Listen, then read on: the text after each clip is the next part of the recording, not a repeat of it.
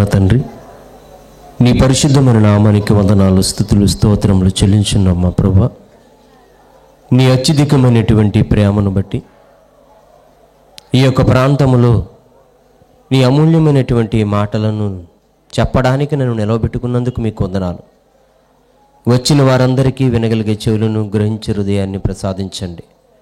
ఈ కార్యక్రమాన్ని ఆది నుంచి అంచే వరకు నీ మహిమకరంగా జరిపించి అనేక మంది జీవితాలకు మేలుకరంగా చేయమని యేసు వారి పరిశుద్ధ నామన ఈ ప్రార్థన అడిగి వేడుకొంచున్నాము తండ్రి, ఆమేన్. ఈ అవకాశం ఇచ్చిన తండ్రి అయిన దేవునికి, కుమారుడైన యేసు క్రీస్తు వారి ద్వారా వందనాలు తెలియజేస్తున్నాం. అలాగే ఇక్కడికి వచ్చినటువంటి మీ అందరికీ కూడా ప్రభువైన యేసు క్రీస్తు వారి నామంలో వందనాలు తెలియజేస్తున్నాం. ఈ కడవరి దినములలో ఇలాంటి సభ జరగడం చాలా సంతోషకరం. మానవ జీవితానికి ఒక చక్కనటువంటి మేలుకొలుపుగా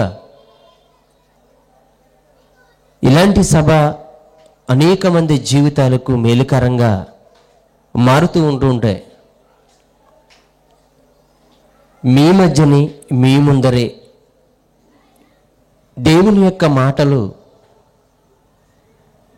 ఉచితంగా దొరికి మీ బ్రతుకును మార్చుకునే చక్కనటువంటి అవకాశం, ఇంత చక్కని గొప్ప రక్షణ మీ ఇంటికి సమీపంగా రావడం అనేది చాలా సంతోషకరమైనటువంటి విషయం.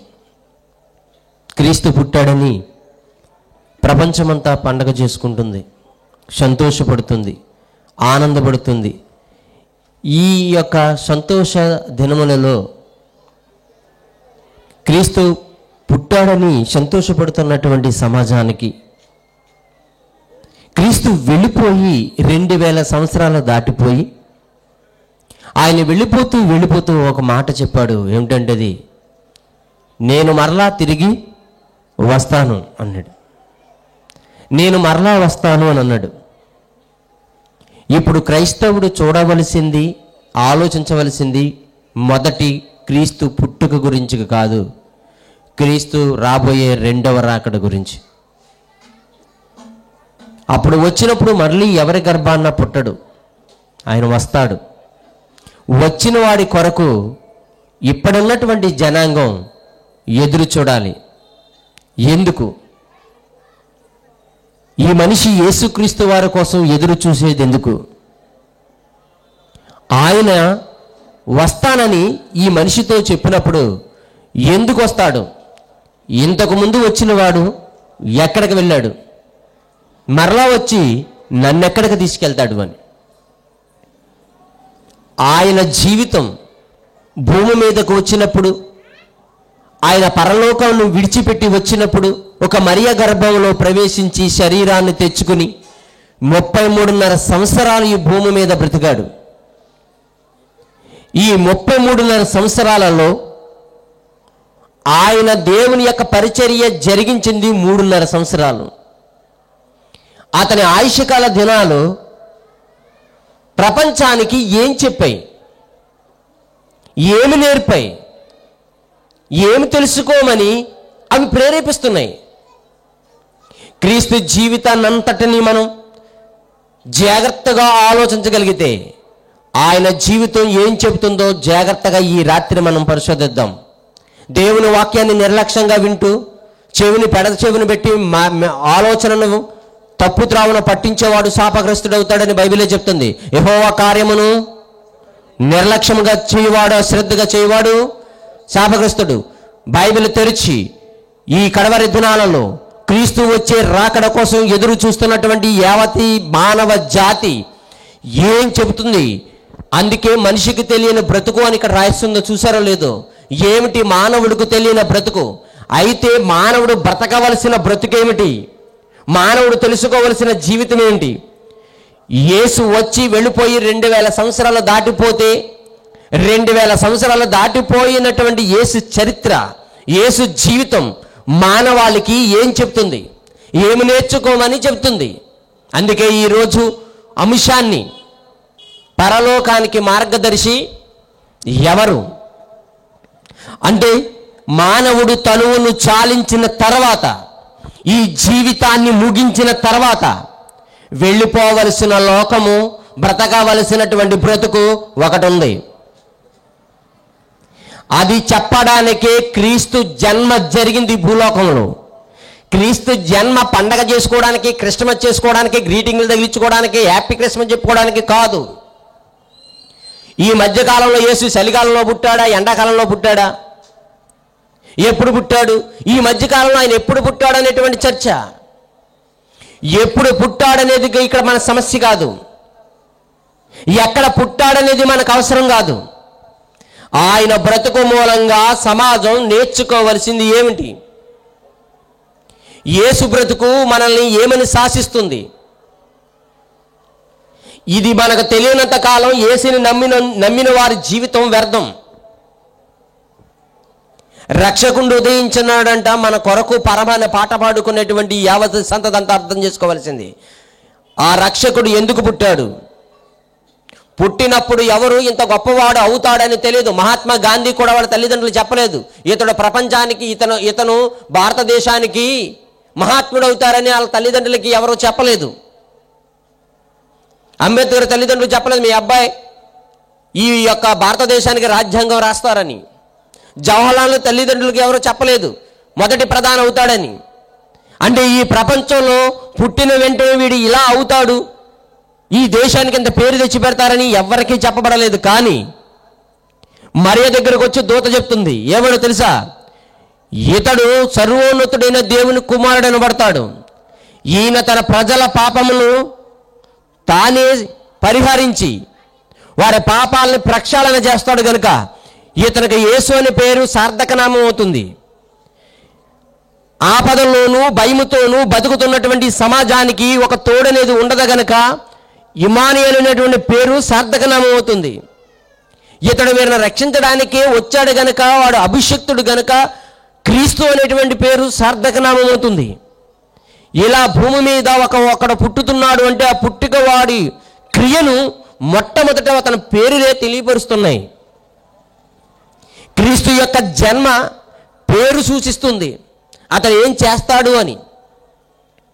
ఇలా ఆయన ఈ భూమి మీద బ్రతుకుతున్నటువంటి కాలములో,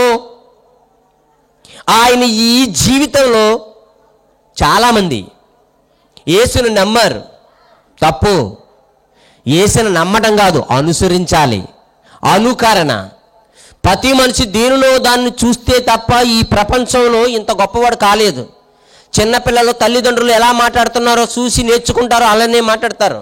వాళ్ళు ఏం చేస్తారు చేస్తారు, వాళ్ళు డ్యాన్స్ చేస్తే వాళ్ళు డ్యాన్స్ చేస్తారు, వాళ్ళు నవ్వుతే వారు నవ్వుతారు. అనుకరణ. మీరు ఎక్కడికి పోతుంటే అక్కడికి, ఎవరే పిల్లడు మీ వెనక వచ్చేస్తున్నాడు, ఎక్కడికి పోతున్నారా అని అడుగుతారు. ఎందుకంటే పెద్ద పిల్లలు ఎక్కడికి వెళ్ళిపోతుంటే చిన్నపిల్లలు వాళ్ళ వెనకాల వెళ్ళిపోతూ ఉంటుంటారు. ఈ లోకములో పిల్లలు ఎక్కడికి వెళ్తుంటే చిన్నపిల్లలు అక్కడికి వెళ్ళిపోతున్నారు. ఒక యువకుడు ఎక్కడికి వెళ్తున్నాడు 10 మంది యువకులు అక్కడికే పోతున్నారు. ఒక స్త్రీ ఎక్కడికి పోతుందో మిగతా స్త్రీలందరూ అక్కడికే పోతున్నారు. ఈ పండగకి ఒక చీరలు వచ్చుకున్న వాళ్ళు బట్టల మూట ఇక్కడ ఇప్పించారనుకో, నలుగురు స్త్రీలు అక్కడ చేరుతూ ఉంటారు. ఒకడు కొత్త సేల కొనుక్కున్నాడంటే 10 మంది కుర్రలు అక్కడ చేరతారు. ఒక కార్యక్రమం ఉందనుకుంటే అక్కడ 10 మంది చేరతారు.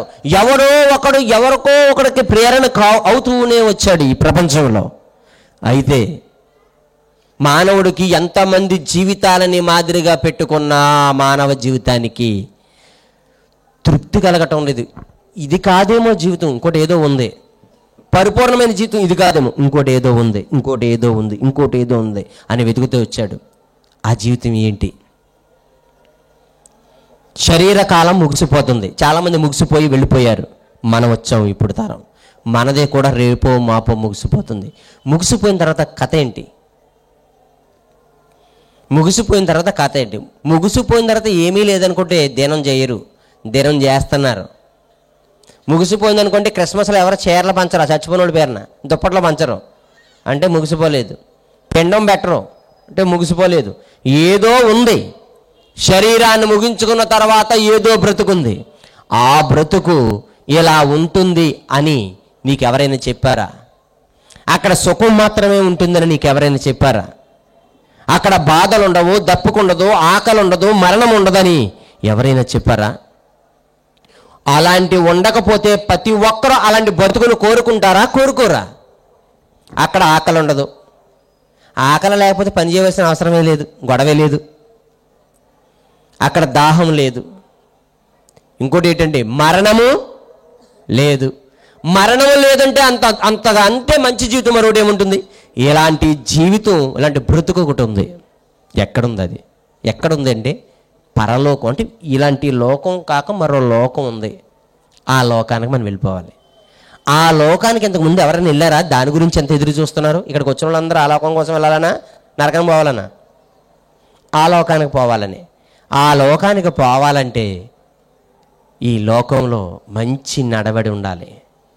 దానినే మార్గం అన్నాడు. నడతనే మార్గం అన్నాడు. దర్శి అనగా చూపేవాడు అని అర్థం. అలాంటి ఉన్నతమైన గొప్ప మార్గాన్ని చూపించేవాడే మార్గదర్శి అవుతాడు. ఈ మార్గం అనేటువంటిది ఎలా ఉంది అంటే, ఇరుకు ద్వారమున ప్రవేశింప పోరాడండి, అనేకులు ప్రవేశింప చూస్తారు కానీ వారి వల్ల కాదు అని బైబిల్ చెప్పింది. ఇరుకు ద్వారమున ప్రవేశింప పోరాడండి అన్నాడు. ఎవరండి ఆ ద్వారం అని అడిగితే, ఈ రిఫరెన్స్ అన్ని చూపించట్లేదు, మీకు వివరణ మాత్రమే చెప్తాను, ఎందుకంటే చలికాలంలో ఉన్నాం కనుక. ఏమండి, ఎన్ని రెఫరెన్స్లు చెప్తే మాత్రం మనకు బుద్ధి వస్తుంది కనుక రెఫరెన్స్ కాదు, కానీ అందులో ఉన్నటువంటి భావాన్ని చాలా జాగ్రత్తగా వినండి. గొర్రెలు పోవు ద్వారమును నేనే అన్నాడు. గొర్రెలు ఎవరు? మనకంటే గొర్రెలు ఇంకెవ్వరు ఉండరు. మనకైతేనే ఆ సూటబుల్ నేమ్, అది మనకు సార్థక నామం అండి. మీరు మర్చిపోవద్దు. గొర్రె ఎవరండి? మీరెవరు? గొర్రె. బర్రా బరి కదా, గొర్రె. ఏమండి, మీరు గొర్రె. గొర్రెలు పోవు ద్వారమును నేనే అన్నాడు. నేనేనంటే నువ్వా అన్నాడు. ఎలా? నేనే మార్గమును అన్నాడు. మన మార్గమే, సత్యం జీవం పాఠం కాదు మనకి ఈరోజు. మూడిట్లో నేను మొదటి మాత్రమే మాట్లాడుతున్నాను. నేనే మార్గం. ఎక్కడికి? నేనే మార్గం అన్నాడు. ఎక్కడికి?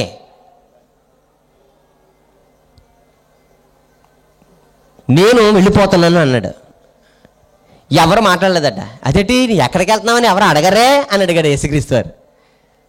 నేను వెళ్ళిపోతాను అన్నాడు. ఎక్కడికని ఎవరు అడగరే అన్నాడు. ఎక్కడికి ప్రభువా అన్నాడు. నా తండ్రి దగ్గరికి అన్నాడు. మీ తండ్రి ఎక్కడ ఉన్నాడు అని అడిగారు. ఎక్కడున్నాడండి ఆయన తండ్రి? నా తండ్రి పరలోకమందు ఉన్నాడు. అంటే నేను ఎక్కడికి వెళ్ళిపోతున్నాను? పరలోకం వెళ్తున్నాను. నేను వస్తానన్నాడు. ఎవరు? పేతురు గారు. అంతకంటే ధైర్యం చేసేవాడు ఎవరు లేరు అక్కడ. అప్పుడు ఆయన అన్నాడు, ప్రస్తుతానికి నువ్వు రాలేవన్నాడు. ఏ ప్రభు ఎందుకు రాలేనంటే, నేను వెళ్ళడమే చాలా కష్టంతో ఉంది. ఇప్పుడు నేను వెళ్ళిన తర్వాత నేను ఎలాగెళ్ళానో చూసి మీరండి. మీరు ఎప్పుడైనా చూసారో లేదో, నీటిలో దిగి నడిచి వెళ్తున్నవాడు అంటారు, నేను ఎలాగెళ్తున్నానో చూసిన వెనకాల రండి, ఎందుకంటే ఇక్కడ గోతులు ఉంటాయి, గవుక్కుని మీరు జారిపోయి లోపలికి వెళ్ళిపోతారు కనుక నేను ఎలా వెళ్తాను నాతో రండి. చాలామంది ఒక ధైర్యవంతుడు, తెగించిన వాడు, గొప్పవాడు ముందెళ్తూ మిగతా వాడితో చెప్తాడు, నేను ఎలా వెళ్తున్నాను నా వెనకాల రండి అని. అంటే ముందు ఎవరో ఒకరు వెళ్ళాలి. అక్కడ రాళ్లే ఉన్నాయో, రప్పలే ఉన్నాయో, ముళ్ళ కంచెలే ఉన్నాయో, గోతులో ఉన్నాయి, ఏమున్నాయో మనకు తెలియదు కనుక ముందు ఒకరు ధైర్యం చేసి వెళ్ళాలి. వెళ్ళినప్పుడు మొట్టమొదట అతనికి ఎదురొచ్చినది ఏదైనా ముందు అతనే అనుభవించాలా లేదా అంటే అర్థమవుతుందా? మొట్టమొదట ఏదైతే వచ్చిందో అది అపాయమైన, ప్రాణం పోయే పరిస్థితి అయినా, శ్రమ అయినా, బాధ అయినా, ఇబ్బంది అయినా, కరువైనా, వస్త్రైనా, ఏదైనా మొదట ఎవరైతే వెళ్తారో అతను తప్పనిసరిగా అనుభవించాలి. ఇప్పుడు ఈ పరలోకం అనే వేరే లోకం, దానిని కంటితో చూసిన వాడు భూమి మీద ఎవ్వడూ లేడు. కంటితో చూసింది ఎవరు లేరు. ఉందని అంటమే, అందరూ అంటమే తప్ప చూసింది ఎవరు లేరు. యేసుక్రీస్తు వారు ముందు చాలామంది పాతాళం గురించి, స్వర్గం గురించి మాట్లాడారు, కానీ అంత క్లారిటీ లేదు. ఇప్పుడు మళ్ళీ యేసు వచ్చి అంటున్నాడు, పరలోకానికి మనం వెళ్ళిపోవాలి, పరలోకానికి మనం వెళ్ళిపోవాలి, ఈ దేహాన్ని విడిచిపెట్టి మనం వెళ్ళిపోవాలన్నాడు. ఎలాగెళ్ళాలి? ఎలా వెళ్తే అక్కడికి వెళ్తాం అన్నాడు. ఆ దారి చూపించేదారు. ఏమండి, వెళ్ళాలా లేదా? ఎక్కడికైనా ఒకటి మనకు తెలియాలి అంటే ఎవడో ఒకడు మనకి ఏం చేయాలి? దాన్ని తెలియపరచాలి, దారి చూపించాలా లేదా? దారి తెలియదన్నప్పుడు దారి చూపించేవాడు ఉండాలి, తెలియదన్నప్పుడు తెలియపరిచేవాడు ఉండాలి. అపోస్తుల కార్యములు ఒక చక్కని మాట చూద్దాం. అపోస్తుల కార్యములు 8వ అధ్యాయం 31వ వచనం చూడండి ప్రియమైన వాళ్ళారా. అపోస్తుల కార్యములు 8వ అధ్యాయము 31 అండి. నపుంసకుడు ఒక ఆయన బైబిల్ చదువుతున్నాడు, యెషయా గ్రంథం చదువుతూ రథములో బైబిల్ చదువుకుంటూ వెళుతున్నాడు. యెషయా గ్రంథము, ఈ యెషయా గ్రంథము చదువుకుంటూ వెళుతున్నప్పుడు అందులో యేసుక్రీస్తు వారిని గూర్చినటువంటి ఒక సందర్భం వచ్చింది. ఆ సందర్భాన్ని చదువుతున్నాడు కానీ అతనికి అర్థం కావడం లేదు. అప్పుడు ఆ చదువుతుంటా వెళ్ళిపోతూ ఆ రథంలో వెళ్ళిపోతున్న అతనికి దేవుడు తన ఆత్మ చేత ఫిలిప్ అనేటువంటి ఒక దేవుని కుమారుని ఏం చేశాడంటే, ఒక అతను వాక్యం చదువుతున్నాడు కానీ అర్థం అవడం లేదు. నువ్వు వెళ్ళి ఆ వాక్య భావాన్ని చెప్పు అని పంపించినప్పుడు ఫిలిప్ ఆ రథం దగ్గరికి వచ్చాడు. వచ్చి ఏమని మాట్లాడుతున్నాడు చూడండి. నీవు చదువుతున్నది నువ్వు గ్రహించుచున్నావా అని అడిగాడు.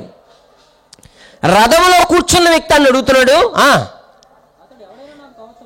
ఎవడైనను నాకు త్రోవ చూపకుంటే ఎలాగూ గ్రహించగలని, అంటే ఎవడొకడు ఏం చూపించాలట? అమ్మా ఏం చూపించాలి? త్రోవ చూపించాలి. అయ్యో, భూమి మీద స్వర్గానికి వెళ్ళాలంటే ఆ స్వర్గానికి వెళ్ళేలా జీవించాలి అంటే ఎవడో ఒకడు నాకేం చూపించాలి? త్రోవ చూపించాలి. యేసుని అడిగితే యేసేమన్నాడు?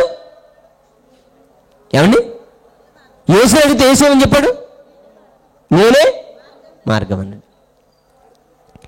నేనే మార్గమని యేసు చెబితే లోకం ఎలా మారిపోయిందో తెలుసా?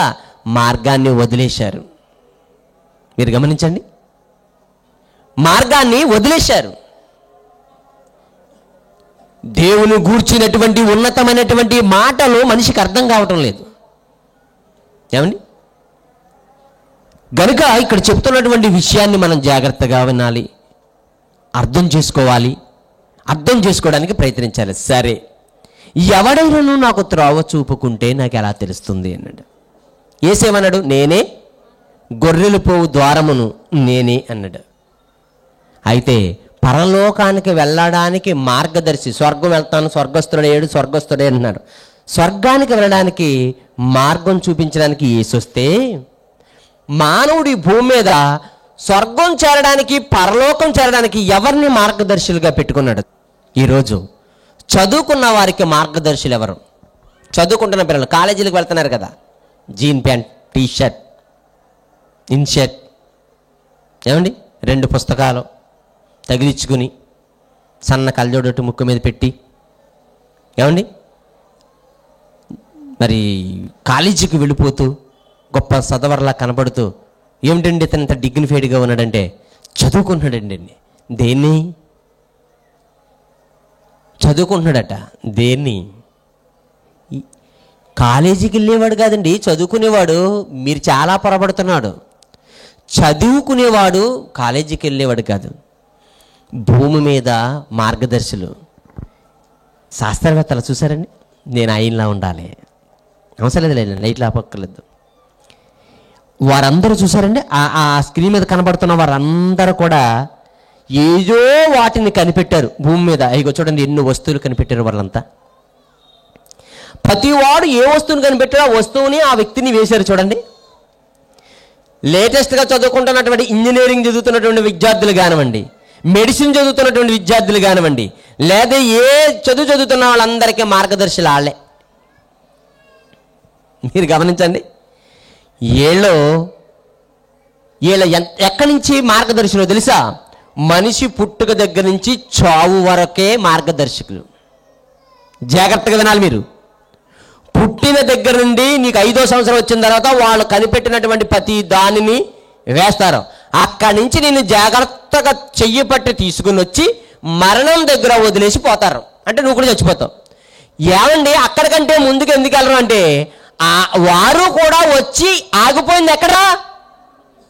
మరణం దగ్గరే ఆగిపోయారు, ముందుకు సాగలేదు వాళ్ళు, మరణం దగ్గరే ఆగిపోయారు. ఐన్స్టీన్, న్యూటన్, డార్విన్ ఇలాంటి వారు ఎంతమంది అయితే శాస్త్రవేత్తలు ఉన్నారో, ఈ కాలేజీ పిల్లలకి స్కూల్లోనూ ఈ ఫోటోలు పెట్టి ఉన్నారే, వీళ్ళందరికీ ఎంతమంది అయితే ఉన్నారో వారందరికీ ఉన్న ఈ మార్గదర్శులు అందరూ వారందరూ కూడా మార్గం ఎక్కడి దాకా తీసుకొచ్చారు? మరణం వరకు తీసుకొచ్చి, అయ్యి ఇక్కడ తర్వాత నెక్స్ట్ ఏంటి అంటే నెక్స్ట్ చావు అన్నాడు. నెక్స్ట్ ఆయన చావా?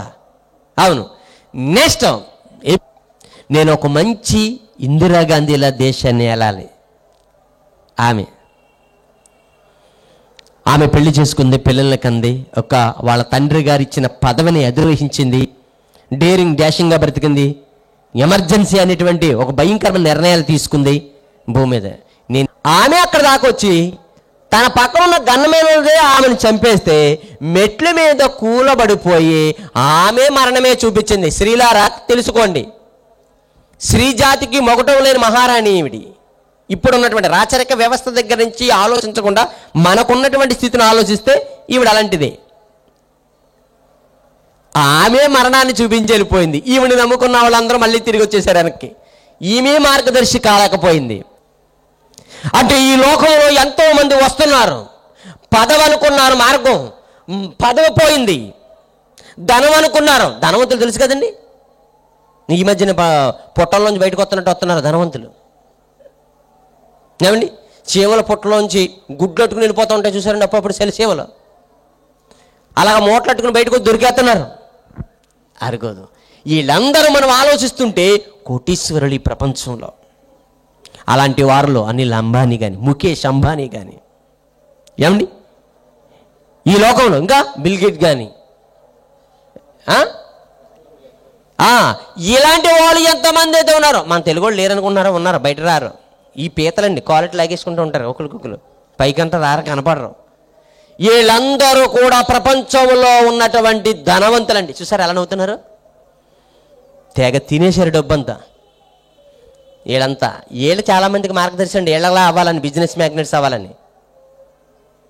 వీళ్ళు కూడా వాళ్ళు సంపాదించిన ధనమంతా వదిలేసి, ఒక సద్దాం హుసేన్ తెలుసు, బంగారంతో బాత్రూమే కట్టించాడు ఆయన, పోయాడు, బాత్రూమ్ మిగిలిపోయిందా, మన నోడు మిగలలేదు. ఈ ప్రపంచంలో ఎంతమంది అయితే ఉన్నారో వాళ్ళందరూ తమ మార్గదర్శులు అనుకున్నారు డబ్బే, ఆ డబ్బును వదిలేశారు, వారు మాత్రం పోయారు. ఈ మధ్య కాలంలో డబ్బు సంపాదించాలనుకునే వాళ్ళు ఇక్కడ చాలా మంది ఉన్నారు, వారికి వీరే మార్గదర్శులు అయితే వాళ్ళు ఏం చూపించారంటే అన్నీ వదిలేసే పోవాలి దేహంతో సహా అని. వారి జీవితాలు ఎలాగైతే మురిపోయాయో మీ జీవితాలు కూడా అలాగే మురిసిపోతాయి. అంటే అందరి జీవితాలు మరణం దగ్గరికి వచ్చి ఆగిపోతున్నాయి. మరణాన్ని జయించి వచ్చి నీతో ఒక మాట అయినా చెప్పలేని వారు నీకు మార్గదర్శిలా. మీరు గమనించండి, మరణించి తిరిగి లేచి వచ్చి నీతో ఒక్క మాట అయినా చెప్పలేని వీరా నీకు మార్గదర్శులు. ఎవరు ఆ దర్శి? చూపించేవాడు. ఏంటి ఆ మార్గం? ఏది ఆ మార్గం? పరలోక రాజ్యానికి వెళ్ళాలనుకున్నటువంటి ఇలాంటి వారికి చాలామంది మార్గం ఇదే అనుకుంటున్నారు. అయితే బైబిల్ ఏం చెప్తుంది? బైబిల్ ఏం చెప్తుంది? పరలోకం వెళ్ళడం అంటే భోజనం తినడమా, త్రాగడమా, పదవులా, డబ్బు సంపాదన, ఏమండి పదవా, వీళ్ళందరం చూసాము కదా, కాదు అని. అయితే బైబిల్ ఏం చెప్తుంది? రోమిలికి రాసిన పత్రిక 14వ అధ్యాయము 7వ వచనం అండి. రోమిలికి రాసిన పత్రిక 14వ అధ్యాయము 7వ వచనం చూడండి. మనలో 14వ అధ్యాయం 17వ వచనం అండి.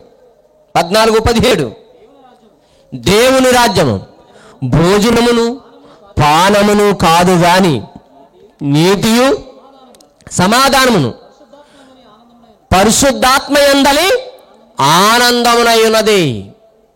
దేవుని రాజ్యం అంటే ఏంటో తెలుసా నీకు? భోజనం చేయడం, పానం చేయడం కాదు. చాలామంది రెండమ్మా ప్రతి ఆదివారం మనం మన చర్చలో భోజనాలు పెట్టుకుందాం, లేదా ఏదైనా చిన్న పాదం భోజనాలు, పద్దానికి ఏంటండి, పద్దానికి భోజనాలే. అమ్మ మా పిల్లలు పుట్టినరోజు చేసుకున్నాం భోజనాలు, మా పిల్ల పెళ్లి చేసుకున్నాం భోజనాలు, మా ఊరు సాగు చేసుకుంటున్నాం, దినం చేసుకున్నాం భోజనాలు. ఎక్కడ చూసినా సప్ల కంపెనీలు తెగ పెరిగిపోతున్నాయి. ఏంటి అడుగడుక్కి ఇన్ని డేక్షలు ఎట్టుకుని ఉంటున్నారేంటి అనుకున్నాం. మాట మాట పడితే ఎక్కడ వస్తున్నాయి డబ్బులు తెలియట్లేదు, కానీ ప్రతి చిన్నదానికి పుట్టినరోజులను కూడా పెళ్లిలా చేసేస్తున్నారు. ధన సంపాదన పెరిగిపోయింది. దేవుని రాజ్యం అంటే నువ్వు నెరవేర్చవలసింది, చేయవలసింది ఎప్పుడు తినడం తాగడం కాదు సోదరా. మరి ఇటట నీతి, సమాధానము, పరిశుద్ధాత్మ యందలి ఆనందం. దేవుని యొక్క ఆత్మ యందు ఆనందించాలి, నీతిగా బ్రతకాలి, సమాధానంతో జీవించాలి. సమాధానం కానీ వీటికి భిన్నంగా నీ జీవితం బ్రతుకుతుంది. ఇదేనా పరలోకానికి మార్గం? భోజనమా? పరలోకానికి మార్గం భోజనమా? కానే కాదు. పదవా?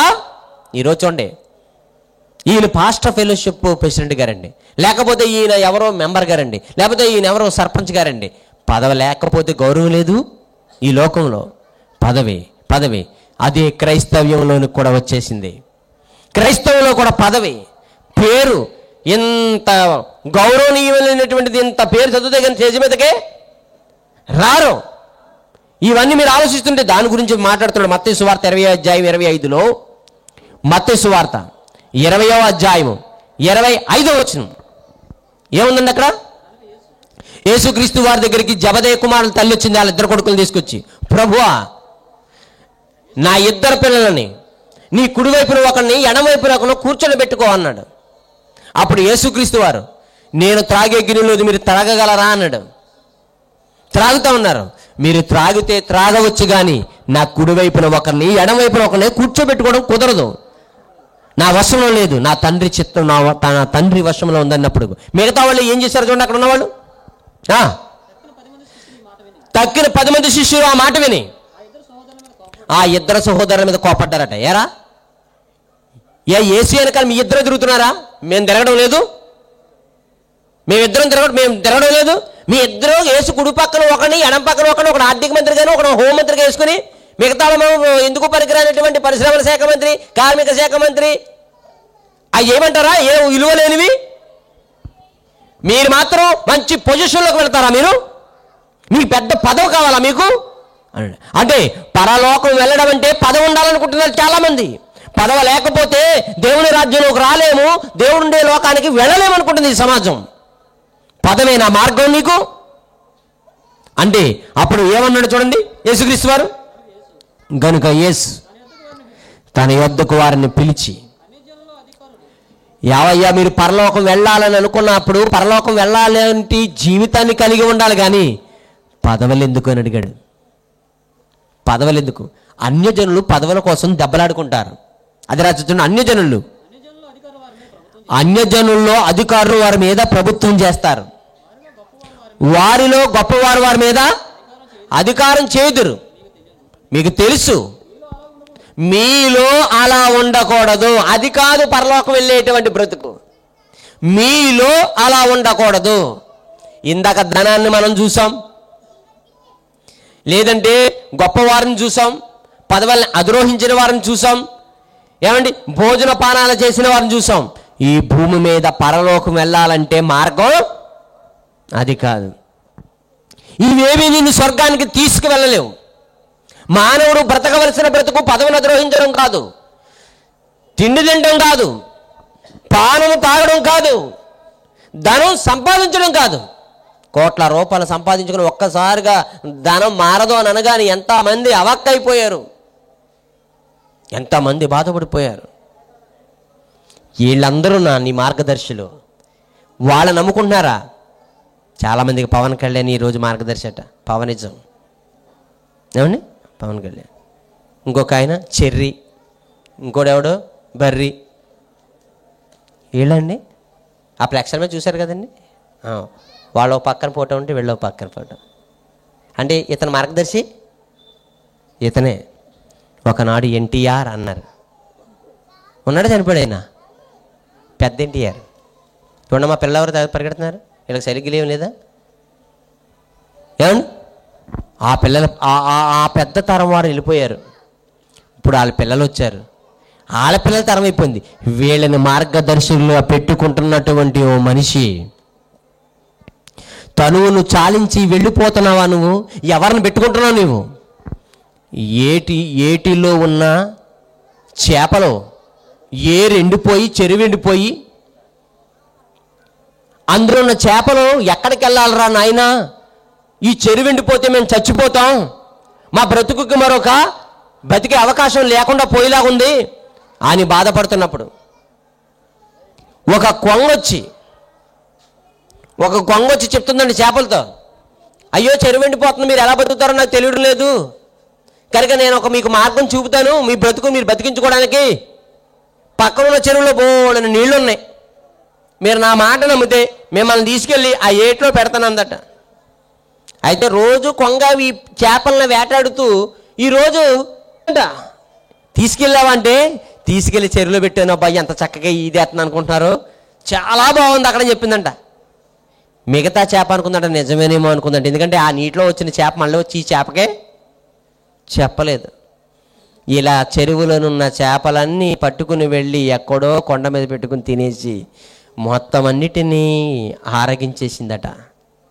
నేటి దినాలలో వీళ్ళందరూ అంతే, చివరిదాకా వెళ్ళి వెళ్ళి వెళ్ళి వెళ్ళి నీ జీవితాన్ని శుభ్రంగా మింగేస్తారు. వీళ్ళు కాదు నీ మార్గదర్శులు, వీళ్ళు కాదు నీకు నిజాన్ని చూపించేవారు, వీరు కాదు. అందుకే ఒక నక్షత్రం భూమికి దగ్గరగా వచ్చిందట నాటి కాలంలో. మేము ఆయన నక్షత్రం చూసి వచ్చామన్నాడు. నక్షత్రం పుట్టడానికి, ఇక నక్షత్రం దగ్గరికి రావడానికి ప్రధానమైన కారణం ఏంటని అడిగారు. అప్పుడు అడిగితే ఒక మహానుభావుడు భూమి మీద ఈ నక్షత్రాలు, ఈ సూర్యమండలంలో లేదా సౌరమండలంలో ఉన్నటువంటి గ్రహాలు, నక్షత్రాలు, సూర్యుడు, చంద్రుడు ఎందుకున్నాయో తెలుసా? మనిషికి వెలుగివ్వడానికి. వెలుగు ఎందుకో తెలుసా? మనిషి ఎక్కడి నుంచి ప్రారంభం అవుతున్నాడో, ఎక్కడికి వెళుతున్నాడో ఆ వెలుగు లేకపోతే ఆ మనిషిగా వెళ్ళే మార్గం తెలియదు. మార్గాన్ని తెలియపరిచేది వెలుగే గనక ఈ ఖగోళంలో నుండి ఒక నక్షత్రం భూమికి దగ్గరగా వచ్చింది. వచ్చినప్పుడు ఈ ఖగోళ శాస్త్రవేత్తలు గమనించి ఈ నక్షత్రానికి భూమి మీద ఒక జన్మానికి ఏదో అవినాభావ సంబంధం ఉందని, ఎక్కడ జరిగిందని ప్రతి రాజ్యం వెతుక్కుంటూ వచ్చారు. ఒక అన్యుల రాజ్యం వెళ్ళారు, ఏవయ్యా ఈ నక్షత్రాన్ని బట్టి మీకున్నటువంటి గ్రంథాలను బట్టి ఎక్కడ ఒక రాజు పుడతాడని ఏమన్నా ఎప్పుడన్నా ఎవరైనా రాశారా అని అడిగారు. లేదు అలాంటిది ఇక్కడ ఏం లేదన్నారు. అక్కడి నుంచి మరికొంత ప్రయాణం చేశారు.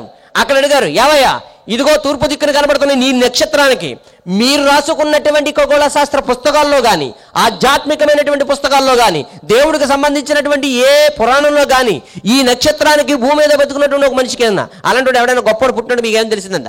లేదన్నాడు. ఇలా వెతుక్కుంటూ యూదా దేశపు బెత్లెహేముకు వచ్చారు. అక్కడ ఏ రోజు దగ్గరికి వెళ్ళారు. అక్కడికి వచ్చి మత్తయి సువార్త 2వ అధ్యాయము 1వ వచనం,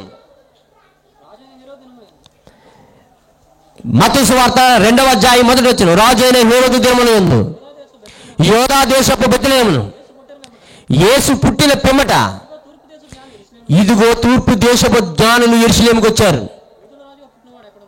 అప్పుడు ఆ యెరూషలేమును పరిపాలిస్తున్నటువంటి అప్పుడు హేరోదును అడుగుతున్నారు, యూదులు రాజుగా పుట్టినవాడు ఎక్కడున్నాడు? తూర్పు దిక్కున మేము ఆయన నక్షత్రం చూసామన్నాడు. కనుక ఆయన ఎవరో చెప్తే పూజించేస్తామని. ఇంతకీ పుట్టిన చోట పండగ లేదు, పుట్టినరోజు పండగ ఎవరో చేసుకుంటలేదు, మీకు ఇలా స్టారో ఎవరో పెట్టలేదు. అయ్యో పాపం, అప్పటికే పాపం చోటు లేకుందా, అప్పటికి ఎక్కడికి వెళ్ళి తీసుకొస్తారండి స్టారు? అంతేనండి, మనం డబ్బు లేకపోయినా అప్పు చేసాను పెట్టుకొచ్చేస్తాం స్టార్.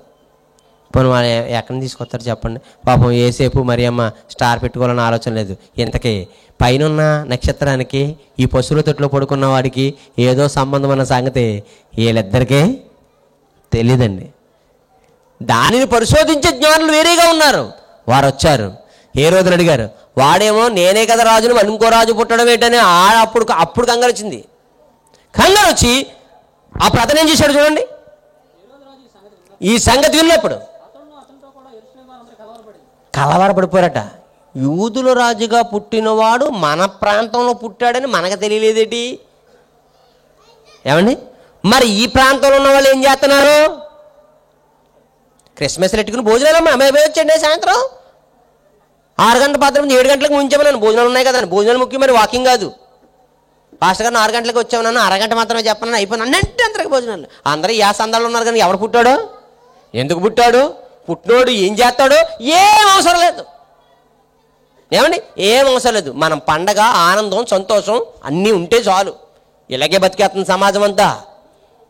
అయితే యేసుక్రీస్తు వారి దగ్గరికి వచ్చినటువంటి ఆ జ్ఞానులు వచ్చిన తర్వాత కలవరపడ్డారు. కాబట్టి రాజు ప్రధాన యాజకులు ఎవయ్య యూదుల రాజుగా పుట్టినవాడు ఎక్కడున్నాడనేమో వాళ్ళు అడిగారు. దేని బట్టి చేసుకున్నారా అంటే, మాకు ఖగోళ శాస్త్రం తెలుసు, దాన్ని బట్టి ఆ నక్షత్రాన్ని బట్టి ఎవడో మహాపురుషుడు పుడతాడని ఓ భావం తెలిసింది, దానికోసం వచ్చామన్నాడు.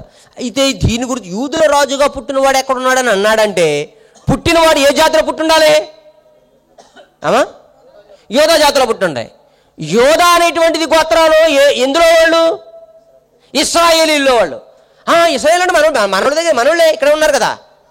ఇందులో యోధా శాస్త్రం పరిశీలన కాకుండా అన్నాడు. ప్రధాన యాజకులు వచ్చారు. అందరిని సమకూర్చి ఎవరెవరిని సమకూర్చారు?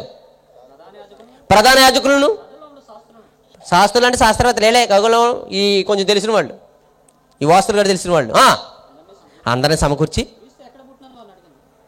ఎవరో పుడతాడని ఎవరో చెప్పారు, మీరు వచ్చి కనీసం ఆ మాట కూడా మీరేం చెప్తారు? మీకు అంతా మాల కేకలేసి నెత్తిమేసేసి గంటేయడం, కొబ్బరి నుంచి చుక్కల నోట్లోటి చెవులోటి ముక్కులోటి వేయటం, కచ్చిపులు ఎసరడం, కింద వేస్తానడం, దొరలడం, ఇది తప్ప ఈ విషయాలు ఏం చెప్పరేమో. ఎవరు అడిగారట? తుఫాను వస్తుందని 2000 నోటు వస్తుంది, పాత నోట్లు మారవని ఎవరో చెప్పలేదటి, ఇంతమంది జ్యోతిష్కున్నారండి. ఇదంటే మమ్మల్ని అడుగుతారంటే వాళ్ళని అడగాలి కానీ ముందుగా చెప్పేది ఎవరు? వారే. తుఫాను వస్తుంది, తమిళనాడుని ముంచేద్దే, అమ్మ పోయిన తర్వాత మీకు వచ్చే పెద్ద ముప్పు ఏమైనా ఉందట ఇదే అని తమిళకి ఎవరో చెప్పలేదట. ఏమండి?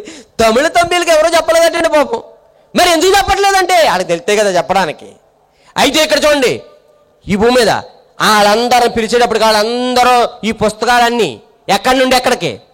ఆదికాండం దగ్గర నుండి మలాకీ గ్రంథం వరకు మొత్తం ఎన్ని గ్రంథాలు, అన్ని గ్రంథాలు ఒళ్ళో పెట్టుకుని మొదలెట్టారట చదవటం. చదివి ఒక తీర్మానానికి వచ్చారంట. అందరూ వీళ్ళంతా ఈ గుంపంతా కలిపి ఒక తీర్మానానికి వచ్చారు. ఏమని? అందుకు వారు, అయ్యా మీరు అన్నది రైటేనండి అన్నాడు. సాగోరు చల్లగా చెప్పండి. మీరు ఎవడో పక్కోడు ఎక్కడో తూర్పు నుంచి వచ్చిన జ్ఞాని చెప్తే కానీ మన పేటలో ఒకడు పుట్టాడని మనకు తెలియలేదు. ఈ మధ్యన అలాగే జరుగుతుందండి. ఎవడు పుట్టాడు ఎవడు చచ్చిపోయాడు కూడా తెలుస్తలేదు. మన వాడు కనపడతలేదు ఏంటంటే, అయ్యో చచ్చిపోయి వారంలో మీకు తెలీదా? చచ్చిపోడా? నీ పక్క వీధోడు చచ్చిపోయాడు అంటే నీకు 6 రోజులైనా తెలియలేదు. మళ్ళీ ఏమైపోయాడు మధ్యన కనపడతలేదని. ఇంకా దెయ్యమే కనపడితే అల్లిపోయి మాట్లాడేదేమో దెయ్యం అనుకోకుండా. ఎలాగ అయిపోరు తెలుసండి. ఎదురు బొదురు అపార్ట్మెంట్లో వీధులైనా లోపల ఏం జరుగుతుందో బయట వాళ్ళకి తెలియదండి. ఇది ఇప్పుడు కాదు, ఇదేంటిరా ఇంత యూదుల రాజుగా పుట్టినవాడు పుట్టాడని ఎవరో వచ్చి చెప్పేదాకా మీరు ఏం చేస్తున్నారు, అసలు ఏం చేస్తున్నారు చదవట్లేదు అన్నాడు. అప్పుడు వాళ్ళు ఏం చెప్తున్నారు చూడండి ఒకసారి. యూదా దేశపు బెత్లెహేములోనే అన్నారు. బెత్లెహేమా? చాలా చిన్న ఊరు కదరా అది. చిన్న ఊరులో పుట్టాడా? నావారం నుంచి ఎమ్మెల్యేగా నెగ్గాడు అనుకోండి. అతను హైదరాబాదు లెవెల్లో నేను నావారానికి ఎమ్మెల్యే అని చెప్పడానికి సిగ్గేసి రాజమండ్రిలో ఉంటాడు. ఎక్కడంటే రాజమహేంద్రవరం. ఓహో రాజమండ్రి అంటే అందరూ తెలుసు కదా. నావారం అంటే ఎవరు తెలుస్తుంది? నావారమా? ఏ నామం అని అడుగుతారు. చూసారండి, ఏ ఎమ్మెల్యే ఎందుకు అక్కడ నెగ్గినాడు ఆ ఊర్లో ఉండరు, ఎక్కడే ఉండదు. మన వాళ్ళు ఈ మధ్యన ఆ ఊర్లో కూడా ఉండలేదు, అంతమంది హైదరాబాద్లోనే కదా. చిన్న ఊర్లో పుట్టాడా అంటాడా? అవును, చిన్న ఊర్లోనే పుట్టాడు. దానికి అర్థం ఏంటంటే అప్పుడు చెప్తున్నారు చదవండి ఈ లేఖనం. ఎలా అనగా యూదా దేశపు బెత్లెహేమ, నువ్వు యూదా ప్రధానంలో ఎంత మాత్రము చిన్నదానమని అనుకోవద్దు. ఇశ్రాయేలును నా ప్రజలను పరిపాలించు అధిపతి నీలో నుండి వచ్చును అన్నాడు. ఇదేంటో తెలుసా?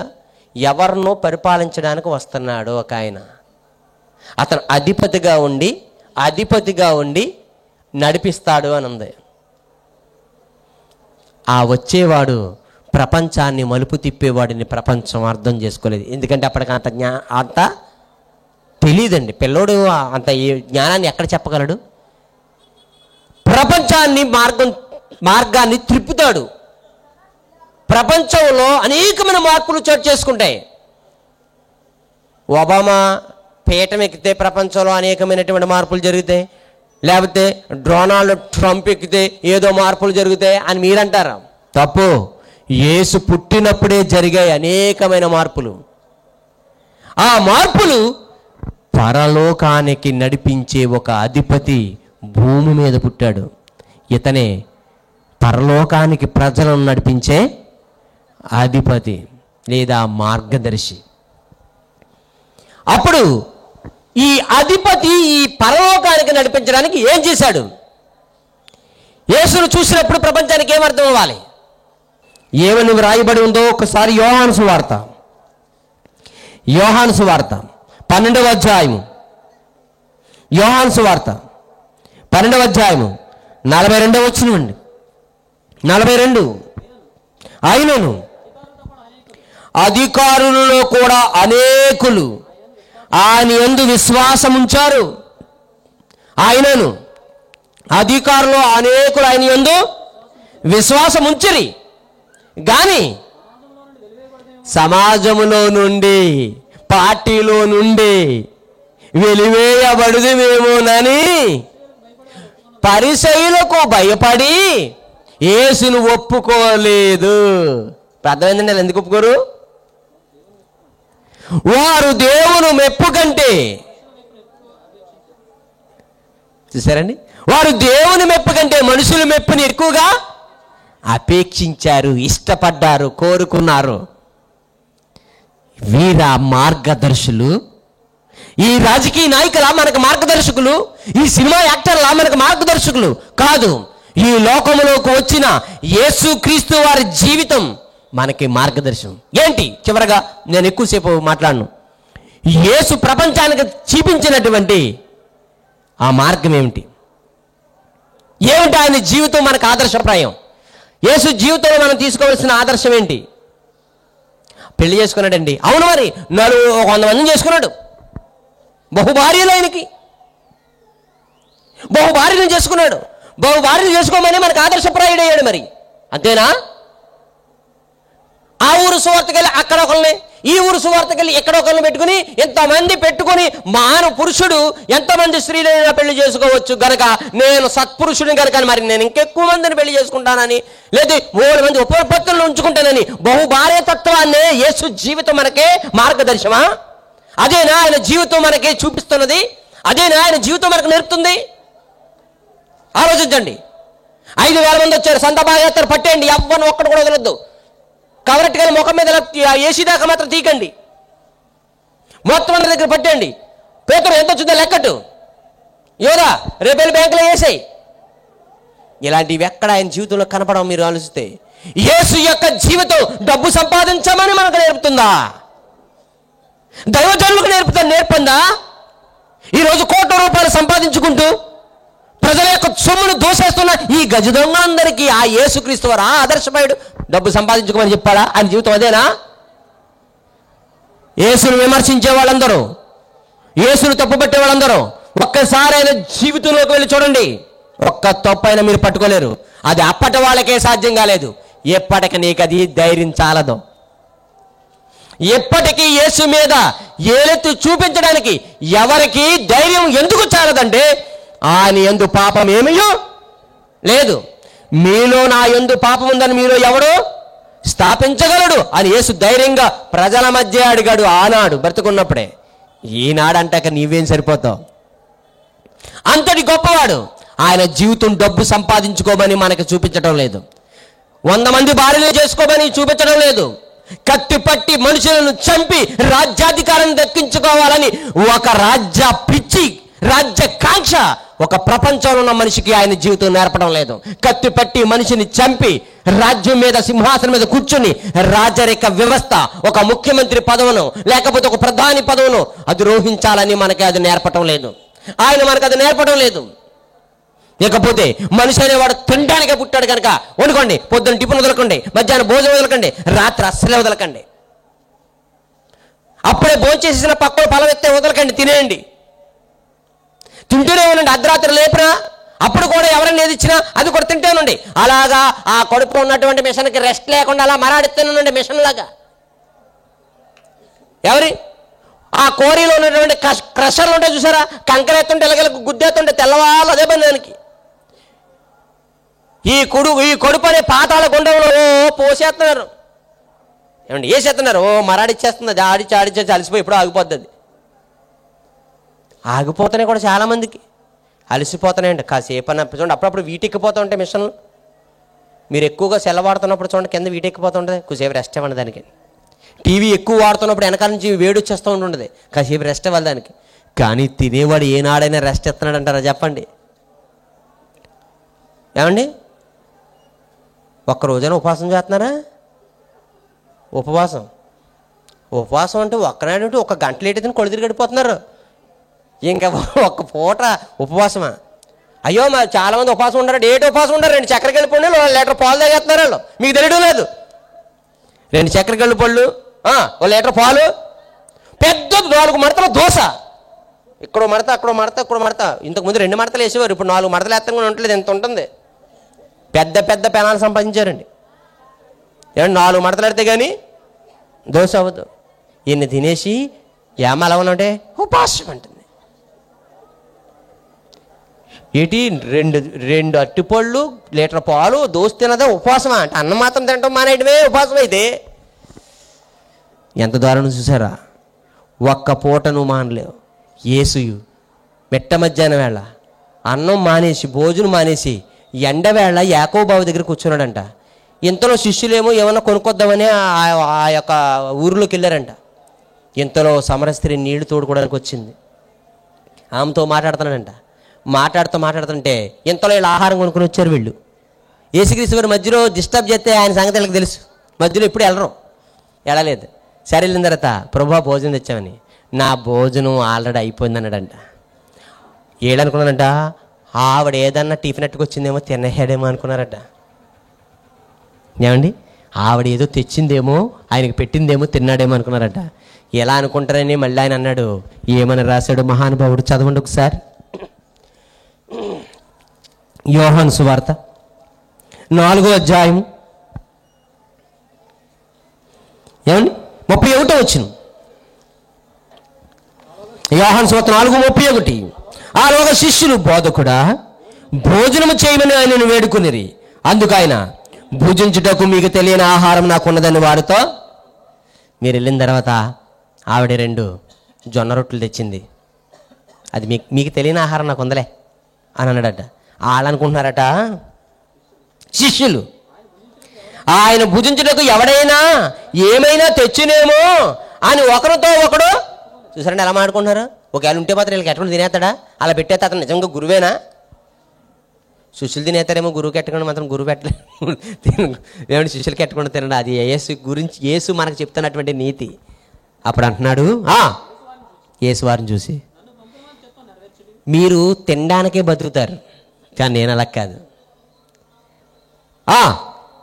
నన్ను పంపిన వాని చిత్తము నెరవేర్చుటయు ఆయన పని తుదముట్టించుటయు నాకు ఆహారమై ఉన్నదే. నీవు తినడానికే బ్రతుకుతున్నావు, అది నీ మార్గం. కానీ దేవుని పని చేసిన తర్వాత తినడం నేను చూపించే మార్గం. అందుకే ప్రపంచానికి ఆయన ఆదర్శప్రాయుడయ్యాడు, మార్గదర్శి అయ్యాడు. ఆయన బ్రతుకు అదే మీకు తెలియనటువంటి బ్రతుకు, అదే మనిషికి తెలియనటువంటి బ్రతుకు. ఏంటో తెలుసా? తిన్న తర్వాత పని చేయాలని మీకు తెలిసింది, కానీ పని చేసిన తర్వాతే తినాలని తెలిసింది ఆయనకి. అదే ఆయన నేర్పుతున్నటువంటి మార్గం. తిన్న తర్వాత పని చేస్తావా? సిగ్గుపడాల. పని చేసిన తర్వాత తినాలి. యేసు అంటున్నాడు, నేను ఎందుకు వచ్చానో తెలుసా? భూమి మీదకి తినడానికా, త్రాగడానికా? కాదు, పని చేయడానికి. నా దేవుడు నాకు పని అప్పగించాడు, ఆ పనిని చేసిన తర్వాత నేను భోజనం చేస్తానండి. గట్టిగా మాట్లాడితే మీరు, నా పని పూర్తి అయిపోయిందంటే నాకు ఆకలి కూడా ఉండదన్నాడు. నువ్వు తండ్రి అప్పగించిన పనిని పూర్తి చేస్తే నాకేముండదు, నాకు ఆకలి ఉండదు. మానవ జీవితానికి యేసు చూపించింది ఇదేనా? మతం పేరిట కొట్టుకు చావండి. ఇదిగో మన క్రైస్తవ మతము, ఈ మతానికి ఎవరైనా అడ్డొత్తే తొక్కుకు నిలిపోండి, అంతం చేయండి, కుడి చెంప మీద కొడితే చిత్తకు కొట్టేయండి అని చూపించాడా? అదేనా ఆయన? కుడి చెంప మీద కొడితే ఎడం చెంప చూపించండి, ఎడం చెంప మీద కొడితే వీపును తిప్పండి, వీపు మీద కొడితే చావుకి రెడీగా గొర్రె బొచ్చురించు కత్తిరించు వాని ఎదుట గొర్రె మౌనంగా ఉన్నట్టు మీరు మౌనంగా మారిపోండి, నేను పానార్పణముగా పోయబడుతున్నాను, మీరు అలా మారిపోండి అన్నాడు. అందుకే తీర్పు తీర్చి పిలాతు ముందు నిలబడ్డా ఒక్క మాట కూడా మాట్లాడలేదు అని అంటే న్యాయముగా తీర్పు తీర్చు దేవునికి తానే అప్పగించుకున్నాడు. ఈ లోకంలో నీకు అన్యాయం జరుగుతుందని పౌరమట్టున్నావా? నాకెవరో అన్యాయం చేస్తానని బాధపడిపోతున్నావా? ఏం బాధపడక్కర్లేదు. దేవుడు అన్యాయం చేస్తే కదా, దేవుడు ఎవరికి ఏం చేయడు? అన్యాయం చేయడు. అన్యాయం చేయడు కనుక ఆయన ముందు ఆయన గొర్రె బొచ్చు కొత్తిరించి వాని ఎదుట మౌనంగా ఉన్నట్టు ఆయన అలా మౌనంగా ఉన్నాడు. మౌనంగా నిలబడింది పిలాతు ముందని మీరు అనుకున్నారు, కానీ ఆయన దేవుని ముందు నిలబడ్డానని ఆయన అనుకున్నాడు. ఈ రోజు ప్రతివాడికి వచ్చింది ఆపద, జరుగుతుంది అన్యాయం, జరిగిందని బాధపడుతున్నారు. అలా బాధపడ్డ ప్రతివాడికి న్యాయం తెచ్చేది దేవుడు. ఆయన ముందు నిలబడండి. నేను ఆయన ముందు నిలబడ్డాను, తప్పనిసరిగా నాకు అన్యాయం జరగనివ్వడు. ఆయన అన్యాయం చేయడానికి నాకు న్యాయం జరగకుండా చేయడానికి ఆయన అన్యాయస్తుడు కాదు అని నువ్వు నిలబడగలవా? అది ఆయన చేశాడు. అదే మనకు చూపించినటువంటి మాదిరి. పేతురు రాసిన మొదటి పత్రిక 2వ అధ్యాయము 21వ వచనం చూడండి ప్రియమైన వాళ్ళారా. పేతురు రాసిన మొదటి పత్రిక 2వ అధ్యాయము 21. క్రీస్తు కూడా మీ కొరకు బాధపడి, క్రీస్తు కూడా మీ కొరకు ఏం పడ్డాడు? బాధపడ్డాడు. నీ కొరకు నీ వారే పడినప్పుడు ఆయన ఎందుకు పడ్డాడు? నీ వారు నీ కోసం బాధపడినప్పుడు ఆయన ఎందుకు బాధపడ్డాడు? మీ కొరకు.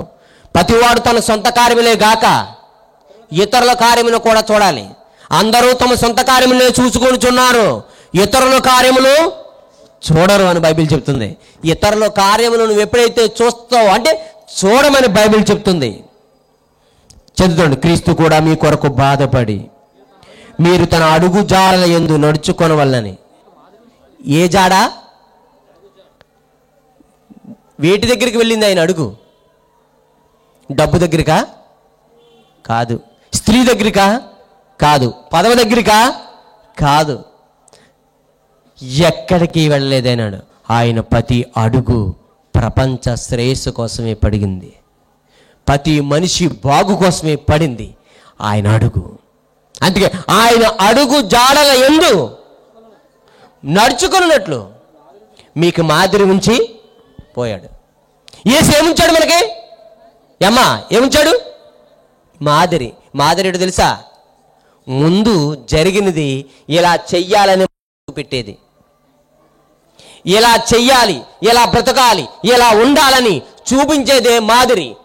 అయితే యేసు జీవితం ఈరోజు చాలామంది క్రీస్తులోనికి రాకపోవడం, క్రీస్తునే మార్గదర్శిగా పెట్టుకోపోవడానికి ప్రధానమైన కారణం.